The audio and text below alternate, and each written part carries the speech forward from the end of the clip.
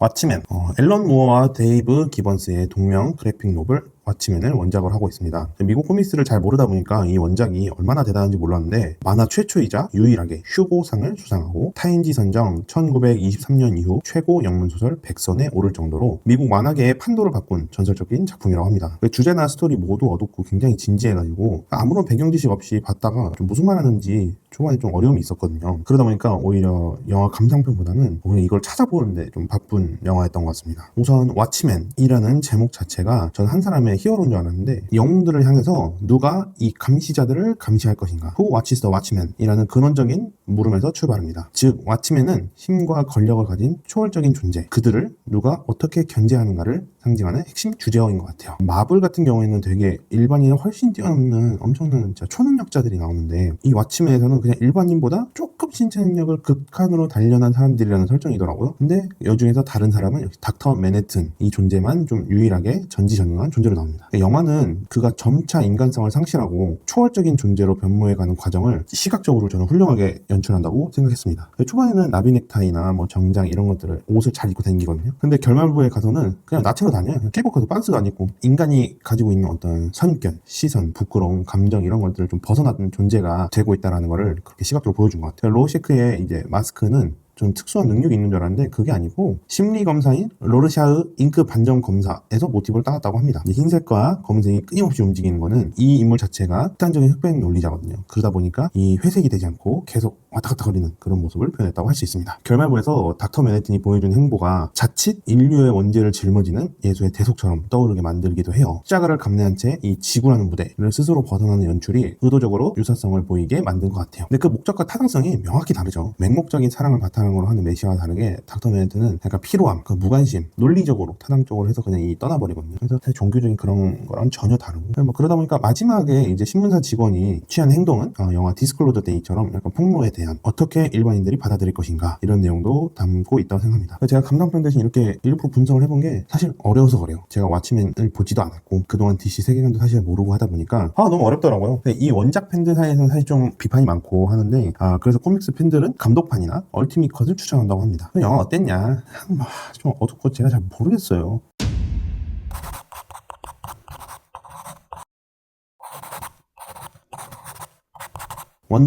원더우먼이라는 캐릭터를 나름 터막을 잘 알민 작품이라고 생각했습니다. 그러면서 마블과 DC의 결이 좀 다르다는 걸 느낄 수 있었어요. 제가 가지고 있는 선입견은 마블은 갑자기 뿅 어떤 사건으로 인해서 굉장히 강한 사람이 되는데 DC의 경우에는 단련을 꾸준히 하는 듯한 느낌을 좀 받았다는 게 이 영화에서 또 한번 볼 수 있었습니다. 제가 이 영화에서 되게 좋았던 점은 아무래도 영화 밸런스 부분이 좀 나름 괜찮지 않았나 싶었습니다. 원더우먼이라는 메인 캐릭터를 중심으로 하면서도 강력한 케미를 보여준 남자 주인공이 단순한 소모품이나 도구로 전락하는 게 아니라 계속 서로 간에 시너지를 내면서 끝까지 가는 모습이 저는 중심점을 나름 잘 잡았다 생각합니다. 하지만 주변 인물들을 잘 사용하지 못한 건 사실 뭐 저격의 명수 이래놓고서 갑자기 아무것도 안 하고 막 이런 부분들이 있지만은 서막을 알리는 영화로서는 저는 나름 괜찮았다고 생각합니다. 사실 마지막도 좀 너무 패서 보여줬던 액션에 비해서 빔 하고 그냥 끝나버린 느낌이어서 좀 아쉬웠지만 그런가 보다 했습니다. 캡틴 아메리카 퍼스트 어벤져 같은 경우에는 2차 세계대전을 하고 있고 원더우먼 1차 세계대전을 하고 있고 조금 다른데 괜히 저는 좀 비슷한 느낌을 많이 받았어요. 사실 약간 답답한 경우가 좀 많이 있습니다. 정의만 계속 외치던 주인공이 세상을 조금씩 겪으면서 조금씩 나아지는 걸 보면서 나름 괜찮은 영화였다고 생각했습니다. 그러다 보니까 역설적으로 힘이 빠져버린 결말부가 더욱 아쉽게 느껴졌습니다.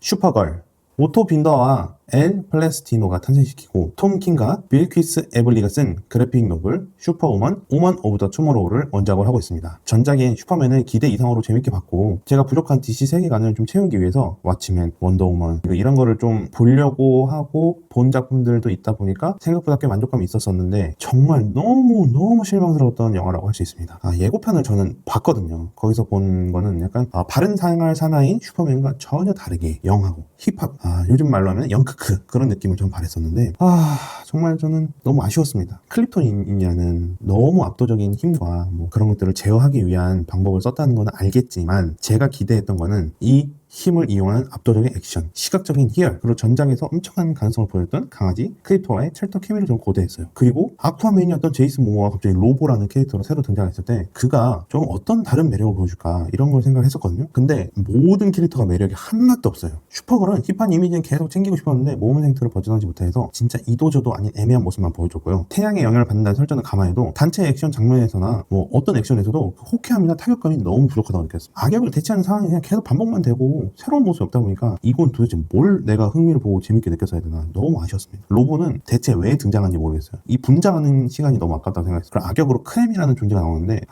침이란 둘레 싸움도 압도적인 무력도 없고 그냥 얄팍한 설정 같은 느낌만 나다 보니까 과연 이 캐릭터에 대해서 정말 깊이 고민하고 만든 영화가 맞을까? 좀 의구심이 들 정도였어요. 조커나 다크나이트 같은 훌륭한 빌런들을 너무 봐서 그런지 정말 너무 실망스러웠습니다. 기대감이 컸기 때문에 실망이 더 컸겠지만, 그리고 슈퍼걸의 어린 시절을 투영하는 존재이자 그녀가 혼자가 아님을 깨닫게 해주는 동행인으로 이제 서예지 배우를 많이 닮은 루시 마리논이라는 아역 배우가 나오는데, 솔직히 말해서 그냥 아무것도 안 하길 바랄 정도로 너무 민폐 캐릭터로만 만들다 보니까 이 영화가 전체적으로 저는 혼돈의 도가니에 빠졌다 생각합니다. 이 혼란스러운 마음을 저는 어떻게 생각해야 되나 정말 너무 실망스럽습니다. 슈퍼걸과 슈퍼맨을 중심으로 한 다음 작품이 맨 오브 투모로우라는 게 2027년에 예정되어 있다고 하지만은 단지 대형 이벤트를 위해서 통과 의뢰로 아니면 징검다리용으로 대충 만든 작품인가 싶을 정도로 저는 좀 실망스러운 작품이었다고 생각합니다.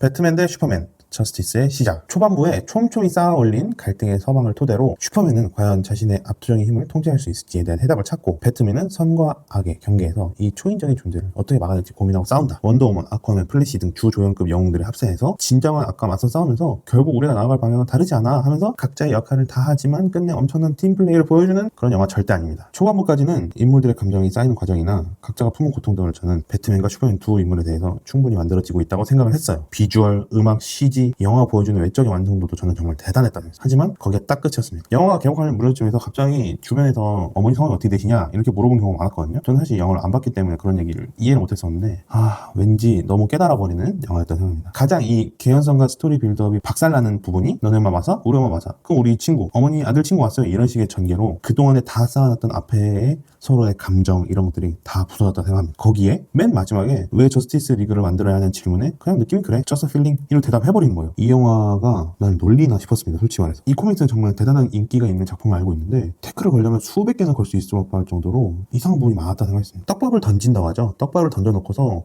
회수를 못한 부분도 많고, 렉스 루터는 약간 다 지네 멋대로 하고 모든 정보를 알고 있지만 유용하게 쓰지도 않고 방호복도 안 입고, 배트맨은 장비가 없으면 아무것도 할 수 없는 존재가 되어버렸어. 원더우먼 전 재밌게 봤거든요. 근데 원더우먼 하는 게 별로 없어요. 마지막 액션은 좀 괜찮았지만 말 그대로 구멍이 숭숭 뚫린 치즈를 보는 느낌이었습니다. 그리고 또 이상한 거는 사람에 대한 감수성 때문에 배트맨이 슈퍼맨한테 굉장히 안 좋은 감정을 생기거든요. 근데 다 그냥 사람이 없고 폐쇄된 공장이라는 거 하나만으로 무인도에서 갑자기 고담시 항구로 데리고 가면서 갑자기 싸워요. 다 터뜨려요. 이러한 개연성들이 어거지처럼 느껴지니까 이 영화 자체 밸런스가 굉장히 많이 깨졌다고 생각합니다. 그래서 저는 이 영화는 앞에 부분 솔직히 저는 괜찮았거든요. 그래서 개연성이나 이런 거 조금 놓고 보면은 그래도 볼만한데 저는 좀 이상했던 영화로 기억될 것 같습니다.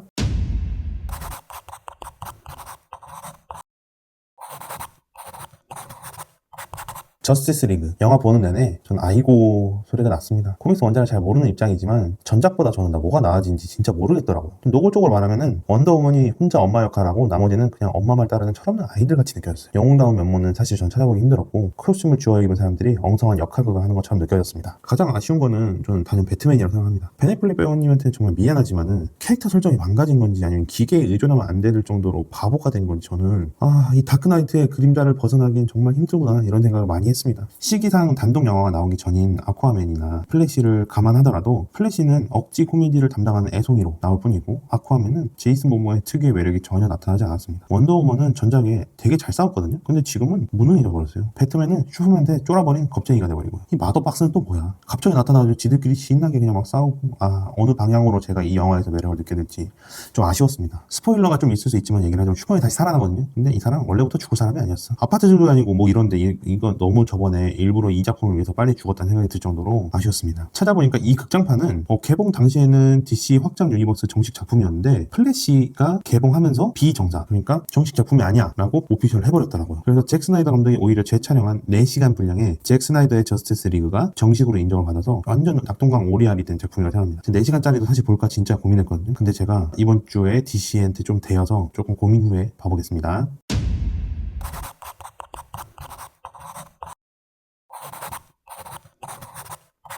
이번 주 주간 어워드 발표하겠습니다. 베스트 영화는 왓치맨입니다. 원작 노블을 좋아하는 사람들에게는 좀 부족한 영화였지만 저는 가지고 있는 주제의식이나 다양성을 보여주기에는 괜찮은 영화였다고 생각합니다. 베스트 영화 포스터는 슈퍼걸입니다. 그런데 전 티저 포스터가 너무 예쁘더라고요. 이거 받으려고 일찍 보러 갔는데 못 받았어요. 베스트 영화 배경은 배트맨 대 슈퍼맨 저스티스의 시작입니다. 기대감이 워낙 없었다 보니까 그런 것도 있지만은 DC 영화 전체적으로 저는 5작품 다 배경은 괜찮았어요. 기대 이상의 영화는 원더우먼입니다. 시작이라는 점으로서는 저는 괜찮은 작품이었다고 생각합니다.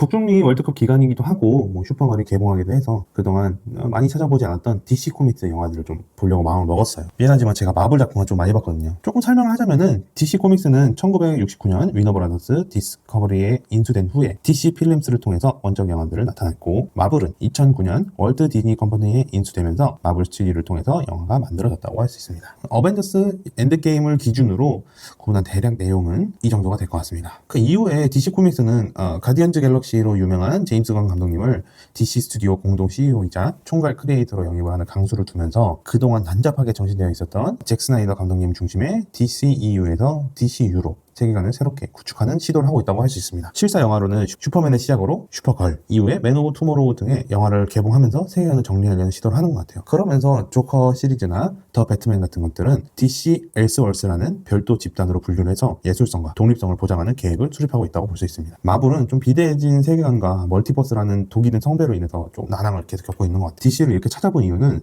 내가 이제 더 이상 히어로들로서는 가슴이 안 뛰는 사람인가? 아니면 너무 많은 영화를 봤나? 영웅이 사람을 구한다는 것만 으로는 좀 충족이 안 되는 한주였어요. 근데 생각해보니까 사람을 구하는 내용이었나? 이런 의심이 되는 영화이기도 했습니다. 제가 가장 기억에 남기도 하고 좋아하기도 하면서 첫 미국 코믹스 원작 영화로 본 작품은 샘 레이미 감독님의 스파이더맨입니다. 그때는 마블이니 DC니 소니 픽처스니 이런 복잡한 관계는 사실 몰랐고 그냥 내가 할 수 없는 거침없는 행동을 하는 인물에 대해서 엄청난 매력을 느꼈던 것 같아요. 큰 힘에는 큰 책임이 따른다. With great power comes great responsibility라는 말은 저는 지금도 거의 좌우명처럼 쓰고 있습니다. 히어로 영화는 저에게 큰 한 축을 담당했고 근 20년 동안 다양한 영웅들의 서사가 영화가 되면서 각자의 최애가 생기고 하나의 문화가 된 시기도 있다고 봐요. 여기서 제가 DC 코믹스를 절대 무시하는 건 아니고 나름 큰 역할을 했다 생각합니다. 제가 찾아보니까 DC 흥행 1위이 아쿠아맨인데 저는 사실 개인적 취향은 좀 별로였으니까 제외하고 지금 봐도 처음부터 끝까지 보게 되는 크리스토퍼 놀란 감독님의 다크나이트나 빌런의 탄생과 미장센의 멋, DC가 진짜 나아가의 길이 어떤 건지를 보여준 토드 필리스 감독님의 조커는 저는 정말 명작이라고 생각합니다. 근데 이번 주에 본 영화들은 사실 아쉬움이 더 컸거든요. 물론 지극히 개인적인 취향이지만은 DC 코믹스 캐릭터들은 현실성과 어두운 이면, 내면의 고통 등이 강조될 때 전 더 매력적이지 않나 생각을 했습니다. 그래서 오히려 슈퍼걸이나 이런 게 어줍지 않게 자꾸 젊은 척, 판 척 이런 걸 하다 보니까